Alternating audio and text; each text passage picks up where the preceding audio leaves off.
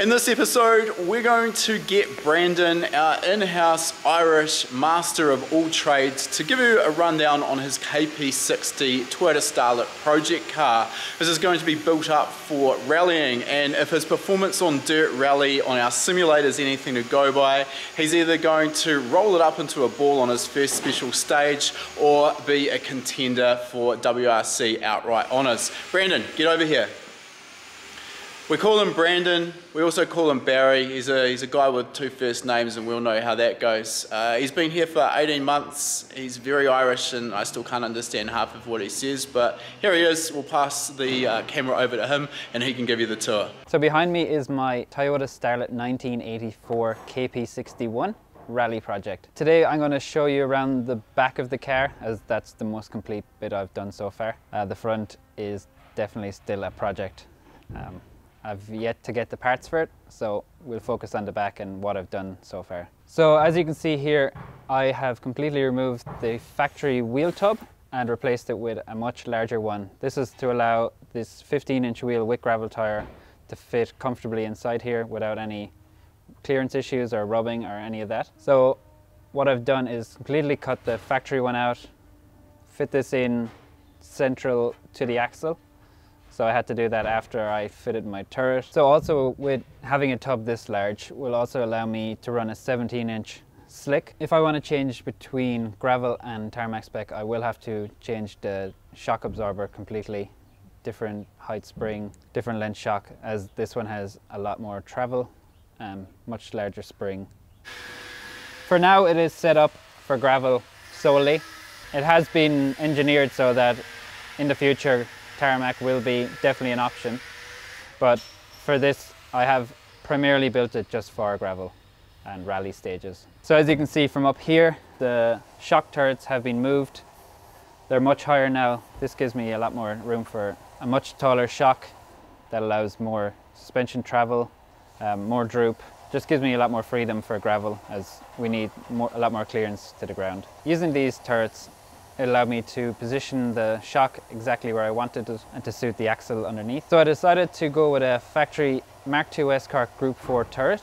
This allowed me to use a Bilstein Group 4 strut and suspension shock damper. A spring also, it's all been designed before. People have used it for years. Back home in Ireland, people constantly build these and they work great. I've seen great results from them, so I went the same way.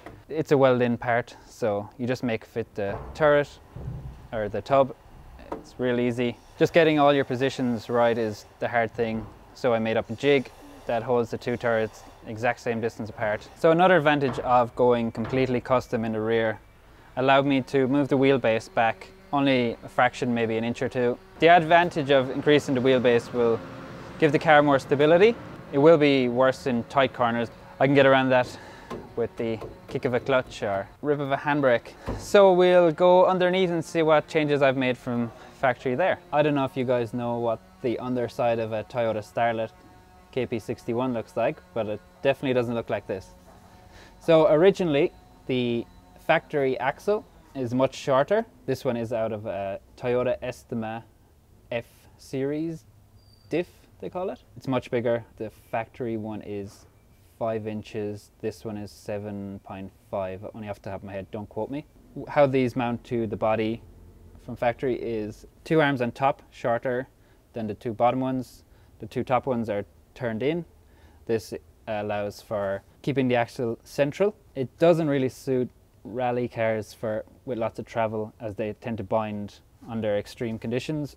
So I completely got rid of all that and I ran a parallel 4-link, which is here. This allows for a lot more suspension travel. The diff head stays central. The pinion angle stays pretty much dead level if it's set up correctly. It should stay dead level. The only problem with that is keeping the axle central. So there's a couple of ways you can do that. One being the easiest, probably the panhard rod. So with a panhard rod, you mount one mount to the body and another to the axle. This will allow the axle to stay somewhat central. The only problem is it does move in an arc. When the axle comes up, it'll move basically in the way that the panhard is mounted. If it was mounted on the other side, it would move that way. It just doesn't keep it central, which is definitely not ideal for what I want. So I went with a Watts linkage. This keeps the axle completely central as it pivots on here when it's set up right. So you find the way you'd set this up is you find your maximum suspension travel. So you take off your spring, leave it full droop, measure that, then jack it up till it hits the bump stop, measure that, and then halfway these bars should be parallel. So that allows equal amount of travel between the two, full droop and full bump or full compression. We'll just give you a visualization of how this will all work. At the moment it's at full droop, and we'll just jack it up and the axle will stay central, and that's the complete travel from full droop to full compression. And we'll just leave it down so you get another idea of how it all works. So as you can see, the axle stayed completely central throughout its whole movement, which is exactly what I wanted. We've allowed also some adjustability on these. This is actually a English axle Watts linkage kit that you can buy, but it's for a Mark II S-Kart. It's all designed for Mark II S-Kart. So I had to get on Fusion360 and design a new tower that will work with, this is the one that came with the kit. The previous one was much too high, just did not suit the Starlet floor pan at all, so that was out the window. So designing this allowed me to incorporate a lot more adjustment for when I go for a shorter shock. So when I change to the tarmac setup, the difference in the shock length and plus the movement will be different. So I'll have to do the same thing, measure the total droop and compression and find the midpoint again and level these two bars, and just this adjustment will allow me to do that without any modifications. So on the Watts linkage towers, there's going to be a lot of force trying to pull and push these apart. You need to strengthen these as much as possible. There will be another gusset I'll put on here. It's not finished yet, so I'll gusset it between the chassis rail and the tower again, same on the other side, just to straighten it up as much as possible, as you do not want these like ripping off the car, as that would be awful. I've also made up a brace between the two of them that mounts to the floor and the chassis leg, just ties them all in together. It stops any flexing. The idea behind not shortening this axle to suit, obviously the advantage of the track width is definitely desirable. I don't have to get custom axles made up. I can just pop some new ones in if I ever break it. I highly doubt I will, considering the engine is just going to be a 1.6 4AGE 20 valve black top. Maybe turbo in the future, but we'll just get it in there and drive the car, see how it all handles first. We're pretty far away from that so far, so I'm not too worried. It's definitely, this whole axle will definitely cope with the power, especially on gravel. I'm not worried about that at all. But if I was worried, that's why I didn't shorten the axles. So another thing you'll notice is, obviously we touched on it before, but we didn't go into detail, is the four-link. So this is a parallel four-link. It's another Mark II S-Kart kit. I did have to bore out the mounts here to suit the diameter of this axle, as it's much thicker.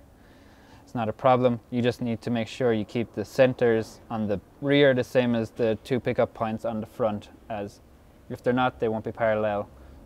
And if they're not parallel, the pinion angle will not stay dead level on full bump and compression. Also, with having the axle much longer, it allowed me to position the shock so that everything isn't just cramped up against each other.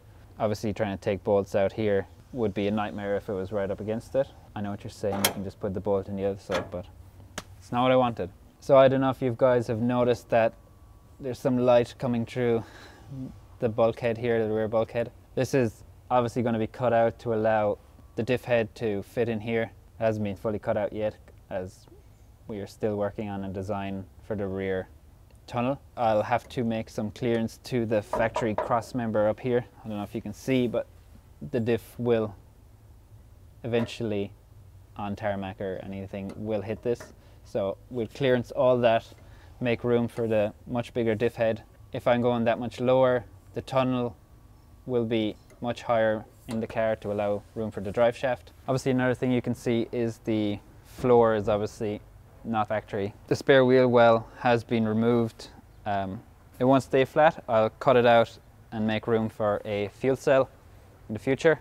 I haven't designed it, so I haven't cut it out completely yet. So these are the front of the 4-link mounts.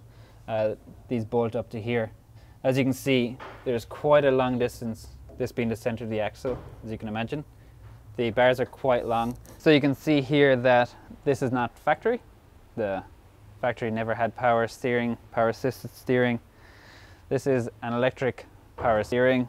It's out of a Toyota Yaris, Vitz, Echo. Well, that's all the names I know of all over the world. Just to give you an idea. So this is basically an electric motor that just takes up the resistance when you're turning at low speeds.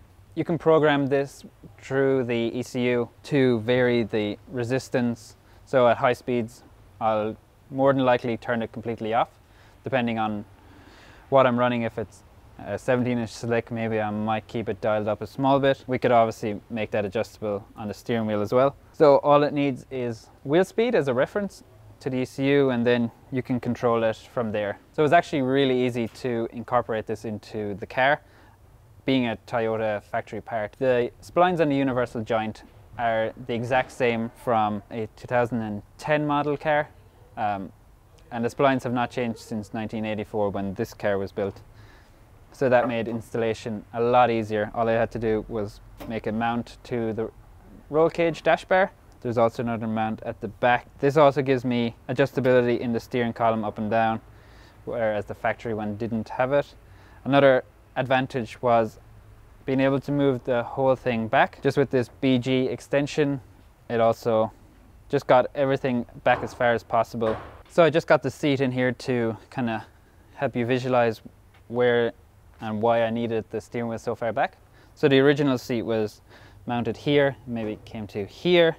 The steering wheel was right about here. Even with the extension on a factory column, it still wasn't far enough to get it back to where I wanted it. Moving all this back also helps the center of gravity, as there is not much weight in the back of this car. So at the moment I can still lift it off the ground with all the wheels on, the axle in, all the extra components. So it's pretty light back there. If I can get as much weight back there as possible, the better, just to keep the car balanced. Getting the seat back as far as possible was what I wanted in the first place. This is as far back as possible as I can go, as the seat is just about touching the link boxes. So with moving everything back, obviously I couldn't use the factory pedal box, so I went with a Tilton floor mounted one. This allowed me to move it wherever I needed. I can also make it adjustable, which I probably will do, just in case anyone ever wants to drive the car and their legs are shorter or longer than mine. Just makes it easy. I know what you're all saying. Why didn't you just get a deep dish steering wheel? 1, don't like them. 2, if I want to run buttons like this one, this is out of the GT86. A flat steering wheel is just much nicer to reach in and press, instead of trying to take your hands off the steering wheel and like reach in and press. So this mount here, as you can probably see, this is a mount for the digital display. I can show you a Fusion model of how that'll all look. I'm going to use a Life Racing D5 dash. So obviously you can see here there's a large hole in the floor. This is for the new gearbox tunnel that will be welded in. You guys will see progress maybe in the up and coming vlog of hopefully when I have the whole interior sorted, the front suspension sorted.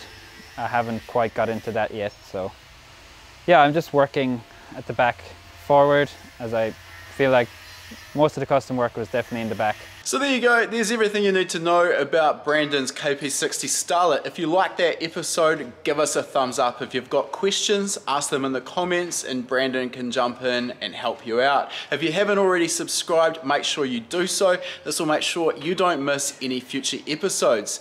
In the next episode, we're going to be answering some of your specific questions, so stay tuned for that.